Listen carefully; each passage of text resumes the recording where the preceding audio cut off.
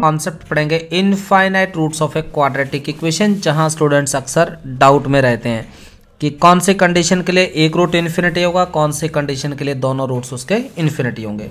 सो note लिखो, a note on infinite roots of a quadratic equation, note on infinite root of a quadratic equation. Conditions हम देख लेंगे कौन कौन सी कंडीशन के अंडर एक रूट इन्फिनिटी और दो रूट्स इन्फिनिटी आएंगे। ठीक है, तो देखते हैं। In an equation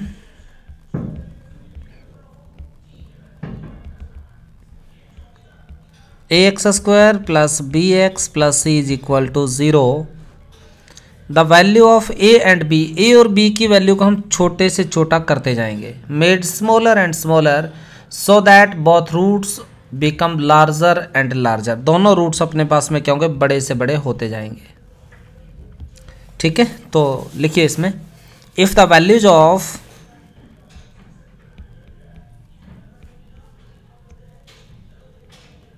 A and be made smaller and smaller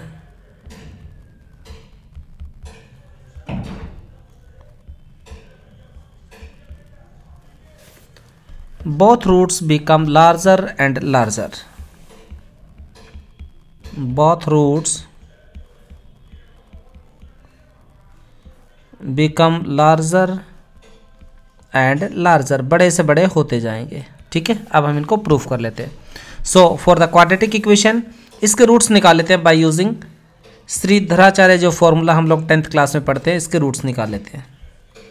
फिर लगा देते हैं कंडीशन, x की वैल्यू आ गई minus b plus minus root of b square minus 4ac divided by 2a।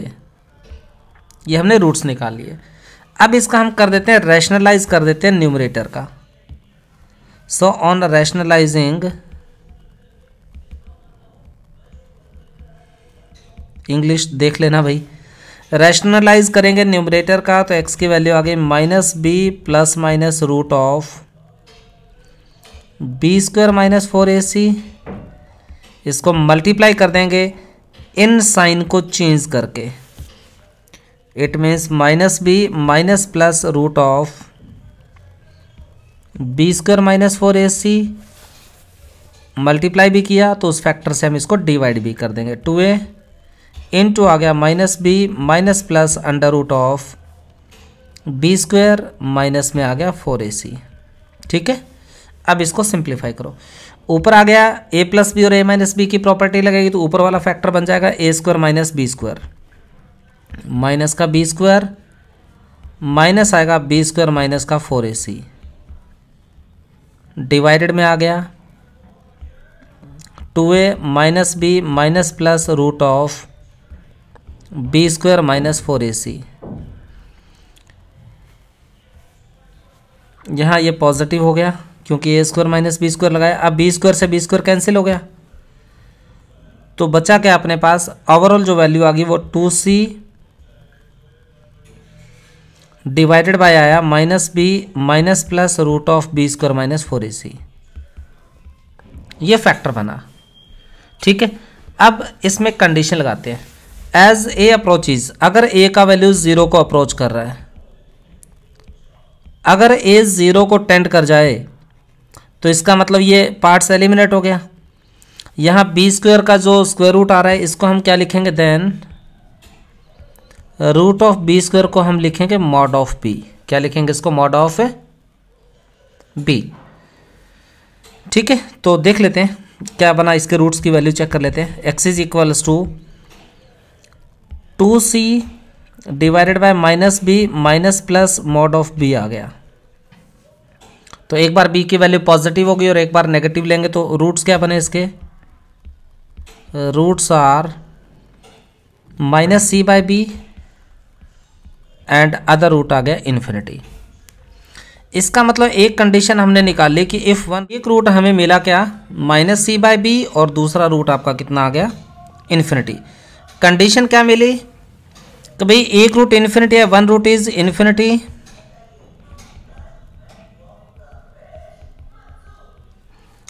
और दूसरा रूट कुछ ना कुछ आ रहा है, फाइनाइट आ रहा है, and other is finite, other root is finite,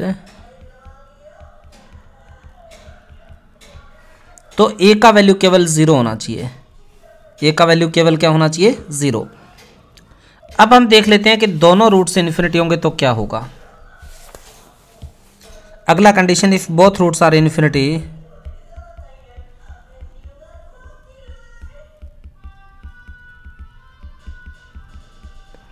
अगर दोनों रूट से इन्फिनिटी आएंगे तो a इक्वल टू 0 और b इक्वल टू 0 होना चाहिए। a और b दोनों क्या होने चाहिए, 0।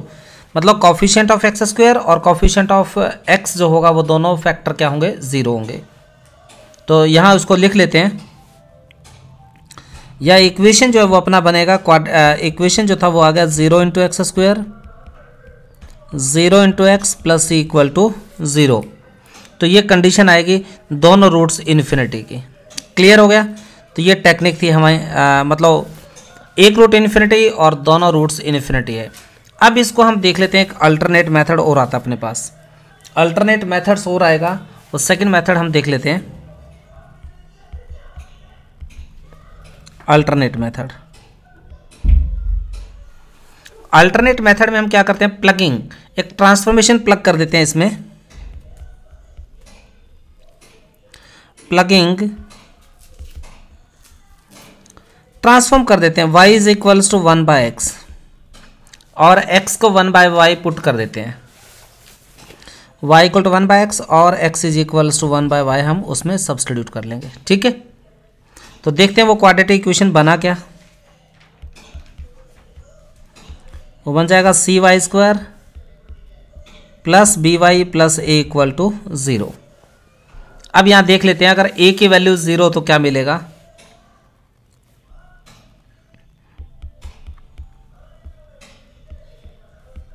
अगर a का वैल्यू 0 आ जाए तो ये इक्वेशन आ गया cy² plus by is equal to 0, y common आ गया तो ये आ गया cy plus b is equal to 0।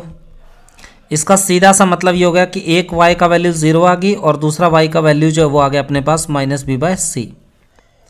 तो y का वैल्यू 0 का मतलब एक x की वैल्यू आ गई इन्फिनिटी और दूसरा x का वैल्यू कितना आ गया माइनस में c/, इसका रेसिप्रोकल हो जाएगा तो माइनस का c/b। इसका मतलब ये क्लियर हो गया कि भाई एक रूट इन्फिनिटी आ गया, दूसरा रूट हमारे पास में कितना है माइनस में c/b आ गया। क्लियर हो गया। तो अब आ जाओ सेकेंड रूट की बात करें कि अगर दोनों रूट्स हमें इन्फिनिटी मिले तो क्या होगा। ठीक है, जब दोनों रूट्स इन्फिनिटी मिले तो उस केस में कंडीशन जो होगी वो ये बन जाएगी, e is equal to b equal to 0 put कर दो। Again if a is equals to b and is equals to हमने क्या पुट करा, 0 पुट कर दिया, तो दोनों रूट्स आपके पास में क्या आएंगे, इन्फिनिटी आ जाएंगे। मतलब a इक्वल टू और b इक्वल टू 0 पुट कर दिया तो y की जो वैल्यू होगी वो आपके पास यहाँ से क्या आपको दिख रहा है, y इक्वल टू 0। क्या दिख रहा है, y इक्वल टू 0। तो it means if both roots are infinity, तो जो पैराबोला की शेप आएगी उसको थोड़ा सा हम देख भी लेते हैं वो कैसी फॉर्म बनेगी। तो इस कंडीशन को पहले एक बार लिखो, if a equal to b equal to 0 both roots of the equation are infinity, both roots of equation are infinity. तो इस केस में दोनों रूट्स होंगे वो इन्फिनिटी आएंगे। क्लियर होगी लाइन। अब इसके बाद इसको थोड़ा समझ भी लेते हैं। अगर मैं इक्वेशन ले रहा हूँ y is equals to x² plus में ax² plus bx plus c, ये पैराबोला को रिप्रेजेंट करेगा। किसको रिप्रेजेंट करेगा, पैराबोला को रिप्रेजेंट कर देगा। पैराबोला आपके पास ओपन अपवर्ड हो सकता है या ओपन डाउनवर्ड हो सकता है, मतलब इस तरीके का पैराबोला। और y equal to mx plus c एक लाइन आएगी जो इसको टच करेगी। तो पैराबोला जस्ट आपके पास क्या होगा, फ्लैटन हो जाएगा, बिल्कुल ये स्ट्रेट हो जाएगी। ये लाइनें क्या हो जाएगी आपके पास में, स्ट्रेट हो जाएगी। तो स्ट्रेट होने का मतलब जो इसके दोनों रूट्स होंगे वो आपके पास इन्फिनिटी ही मिलेंगे, या यूं कहें कि ये कर्व्स होगा वो इस लाइन को या y equal to mx plus c वाली लाइन को इन्फिनिटी पे टच कर देगा। तो मतलब फ्लैटन का मतलब ये पैराबोला ये आएगा, तो ये वाला पार्ट आपका स्ट्रेट हो जाएगा और ये वाला पार्ट भी क्या हो जाएगा, स्ट्रेट हो जाएगा। तो इस तरीके की लाइन बन जाएगी। ठीक है, तो जब दोनों रूट्स हमें इन्फिनिटी मिलेंगे। अब इसकी कुछ एक एप्लीकेशंस देख लेते हैं। सो फाइनल रिजल्ट भी एक बार देख लो जिससे स्टूडेंट्स को याद भी रहे।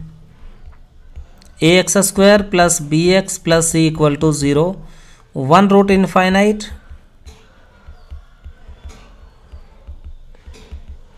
तो आपको करना क्या है, a equal to 0 if both roots are infinity, both roots are infinite,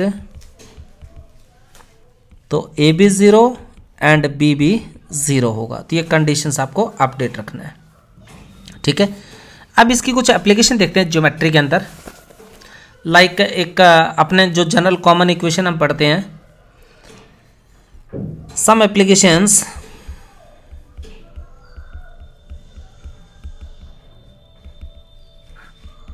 in geometry. अभी स्टूडेंट्स के क्वेश्चन भी आएंगे कि सर आपने क्वाड्रेटिक इक्वेशन को तो ये रखा, जब a is equal to b is equal to 0 तो ये y is equal to c आ गया, y इक्वल टू सी आ गया, तो ये कैसे पॉसिबल है। इनके जवाब भी हम आपको देंगे, लेकिन पूछना तो मैं आपको रिप्लाई भी ज़रूर करूँगा। वैसे इसमें कोई डिफिकल्टी नहीं है, वो उस केस में लीनियर इक्वेशन बन जाएगा, और लीनियर इक्वेशन आपको पता है कि a की रूट दे देगा। तो लिखिए इसमें geometry, some applications in geometry. Let y is equal to mx plus c, line आ रहा है, and parabola y² is equal to 4ax ले लिया, ठीक है। अब इनके रूट्स का मतलब क्या होगा, इंटरसेक्शन का मतलब, इन रूट्स का मतलब इन दोनों के पॉइंट ऑफ इंटरसेक्शन निकाल लें, इन दोनों के पॉइंट ऑफ इंटरसेक्शन। तो मैंने क्या कर दिया, यहाँ x की जगह यहाँ से वैल्यू निकाल के इसमें पुट कर दिया, मतलब जो पॉइंट ऑफ इंटरसेक्शन आएंगे वो रूट्स देंगे। x की जगह वैल्यू पुट की y minus c by m and is equal to 0। ये अपने पास देखिए y में क्वाड्रेटिक आ गया, my² आ गया, माइनस का 4ay plus 4ac and is equal to 0। ये y के अंदर क्वाड्रेटिक आ गया। अब यहाँ पे केस हम ले लेते हैं कि कौन कौन से केस आपके पास बन सकते हैं। जब m की वैल्यू 0, m की वैल्यू 0, तो इस इक्वेशन क्या होगा, 1 फाइनाइट रूट आएगा। अब देखिए ना, m की वैल्यू अगर 0 पुट कर दिया तो 4a कॉमन, y की वैल्यू कितनी आ गई, c, then y is equal to c बना। तो एक रूट फाइनाइट आ गया और दूसरा रूट क्या आएगा, इनफाइनाइट हो जाएगा। m equal to 0, 1 root is finite, 1 root is finite and other root being infinite, and other root being infinite, दूसरा रूट आपका इनफाइनाइट आ जाएगा, ठीक है। तो इसका मतलब ये हुआ, the line drawn parallel to the axis. इसका मतलब क्या, the line drawn parallel to the axis